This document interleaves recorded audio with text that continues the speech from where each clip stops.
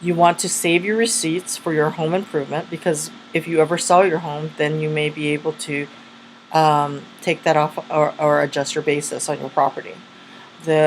You want to reduce your federal withholding, because right now you are giving the federal government a free loan on your money. By increasing your exemptions, you would get more money in your pocket, and it would increase your cash flow. The next thing is your investments capital gain rates. We would like you to hold your investments, if possible, more than a year, because then you will pay less income taxes. If you sell it under a year, then you would pay it as if it was ordinary income. So it's preferable tax-wise to hold your investments for at least 1 year and 1 day. Now, if the item is losing money much faster than that, then you have to make the appropriate decision. But if you have the opportunity and can save and hold the item for more than a year, it's better tax-wise. Another area is, if you reduce your adjusted gross income, you would be getting a maximum tax credit for Becky of $1,000. Under your current AGI, you would get a $50 tax credit.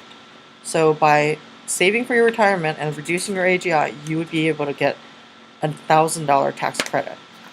Okay, let's go to estate planning. 3 questions you should ask. Whom do you want to inherit your assets? And our understanding is it's Becky. Whom do you want handling your financial affairs if you were ever incapacitated? That's something you need to think about. And whom do you want making medical decisions for you if you were unable to make them for yourself? So that's another important area that you need to think about. What is your estate? It's your personal residence, any other real estate you buy, Mia's Potsdam fixed annuity, your life insurance policies, your retirement plans, your IRA, your 401, your stocks, bonds, mutual funds, your checking account, savings account, money market account, CDs, any business interest when Mia opens her business, personal property, autos, your boat, furniture, jewelry, clothing, collectibles, paintings, antiques, golf clubs, etc. It's all of that is your estate, and that's something you don't want to probate. Not all of the items are go through probate, but some of them do, and it can be expensive to go through probate. So why plan your estate? You want to avoid a conservatorship while you're alive if you become disabled, because it's expensive, time-consuming, and public. You want to avoid probate because it's also time-consuming, expensive, and public. You need guardians for Becky, and you want to communicate that. And how you do it is communicating it through your will. You would want to plan your estate because you're worried that your estate would be lost due to an extended nursing home stay. You are worried that your home or business might have to be sold after your death in order to pay for taxes, debts, and other fees and costs. You want to minimize or eliminate federal estate tax and preserve your estate and pass it on to Becky or the next generation. And you want peace of mind. So those are reasons why you want to plan your estate. When your estate goes through probate, everything becomes public record. Everything you own is listed. What your property worth is on there. Everybody you owed money to and how much money you owed them. The names, addresses of your heirs, and where they live. What assets your heirs will be receiving from your estate. And all of this is public record. Anybody can go into the courthouse and look up this information. So if you want privacy, then you need to do an estate plan. Okay, we're saying do not place your IRA, annuity, or life insurance in your trust. Do not make your estate the beneficiary of your bank accounts, IRA, or life insurance. If you make your beneficiary your estate, you may have to go through probate. So there's a lot of issues that could be addressed in estate planning. What is the estate planning package? One is a will, and the will tells the world exactly where you want your assets distributed when you die. It's also the best place to name guardians for Becky. and you can waive some costs and expenses that the law might require. If you don't have a valid will, it will go through probate, and it may go to people that you don't want it to go to. And you don't want wills that leave everything to each other because of the possibility of a simultaneous death, which would be in like a car accident or a train accident or even an airplane accident. And even if you have a trust, you still need a will to take care of any things that are outside the trust. So you will often get what they call is a pour-over will. That's anything that was outside the trust gets poured over inside the trust. What is a trust? A trust is like its own entity, and it can hold property. And so the main reason why you get a trust is because you want to avoid probate, but you also use it to avoid a conservatorship. So it's kind of a dual purpose thing, item, and they all kind of work together. They give direction when you cannot, whether you are incapacitated or when you have passed on. These are items that can communicate what you wanted and what your desires are. The next item is an advance healthcare directive, and it helps to inform medical staff what your wishes are if you're unable to inform them yourself. An advance healthcare directive allows one to dictate their preferences for medical treatment or near the end of their life. And some key questions that one should consider in regards to their advance healthcare directive is, what is important to you if you got into a serious car accident and couldn't communicate? Or became severely disabled and could not communicate? The person you select is really important because they're going to be communicating what you would have wanted, and will they respect your wishes? So you need to think about who you would like to make as your agent, because it really affects how you will be treated and how you will be by your physician and medical team.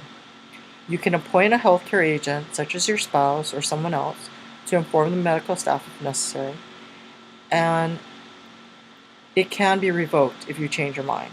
So that's the other thing is if you change your mind, I really don't want that person, then you can revoke that.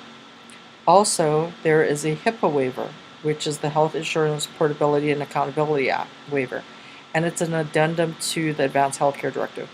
It allows whoever has your Advanced Healthcare Directive to get immediate access to your medical information. So you have to be really careful who you give that to. But those work together to prevent a conservatorship and helps to communicate when you aren't able to. A power of attorney for financial decisions allows the person that you select to act as your attorney in fact. They basically step into your shoes and can make all the decisions that you could make. So you have to be really careful of who you give that to. You could have and that's also revocable. So that's another thing. But these also work so you can prevent a conservatorship, and it expires or it no longer works once you die. So the power of attorney lapses once you pass. The other important thing that we would recommend is that you choose multiple choices for Becky as a guardian. You would want a first choice, which we understand would be Barbara, Mia's oldest sister, but you may want a second choice and a third choice in case Barbara's not able to do it. So these are all things that should be considered, and that's why you need to update your and have an estate plan. The next area is you want to minimize death tax liability by making annual gifts. Right now, the federal estate taxes are not an issue for you because the applicable exclusion amount in 2013 is $5.25 million. But in the future, it may change, and it may go down or it may go up. So therefore, if you give the annual exclusion amount, you can reduce your estate taxes and not have it become an issue. And one way to do that is to give Becky $14,000 each, if you have the funds, which you do, and use that to fund your college savings fund, and also lower the amount of items or assets in your estate. You want to keep your estate plan up to date because as your life changes, so may your estate plan. And so if you buy a new home, or you open a business, or you inherit significant assets, or a beneficiary is born or passes, or you want to change trustees or have changed guardians, those are all reasons why you would update your estate plan. So I believe that is everything, and everything else is going to the action items that Farah is going to discuss. Thank you. Well, I just wanted to tell you how happy we are to have you as our clients. And thank you for giving Lucy and I the opportunity to help you with your financial planning. I'm gonna go over the parts that I need to go over, but I just wanted to tell you this, and want you to know that you should think of Lucy and I as your financial coaches, and we'll walk the way with you and make sure that you're on the right track to achieve your goals and have a carefree retirement and also maximize your wealth. And there is a lot that needs to be done, so don't feel overwhelmed. Don't think that, oh, this is not, something that we can achieve, because we're gonna be there every step of the way with you. We're here to answer your questions. If need be, we'll hold your hand and we'll just walk you through every step. With all that said, if you have any questions, please interrupt me. If you want me to go over anything that I'm covering, please interrupt me and I'll be more than happy to go over it again. Let me start with going over your expenses, and that way we can do some budgeting management. Once you figure that out and we figure out where we can cut your expenses, then we can get a clearer picture of what we need to do in order to get you to where you like to be, which is you like to have enough money for your retirement. You like to be able to cover Becky's educational expenses, hopefully retire at age 62.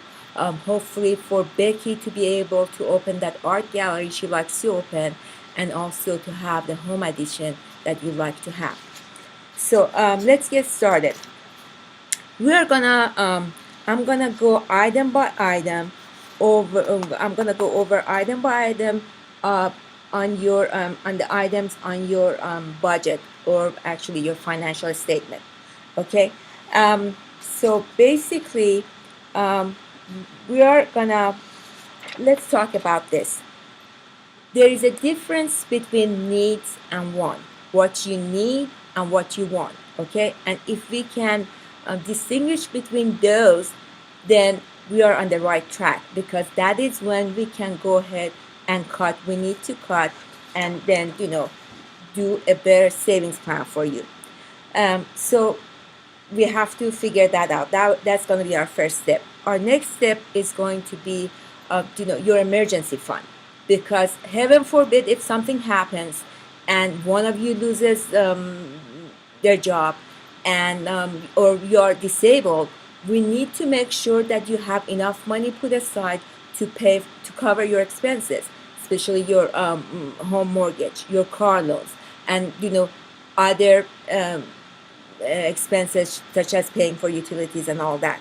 So in order to make sure that you have enough emergency fund, we need to make sure that you're covered for at least 6 months. Right now you're at about 5.2 months, so you're almost there, but we still need to get you a little higher to get to that 6 months point.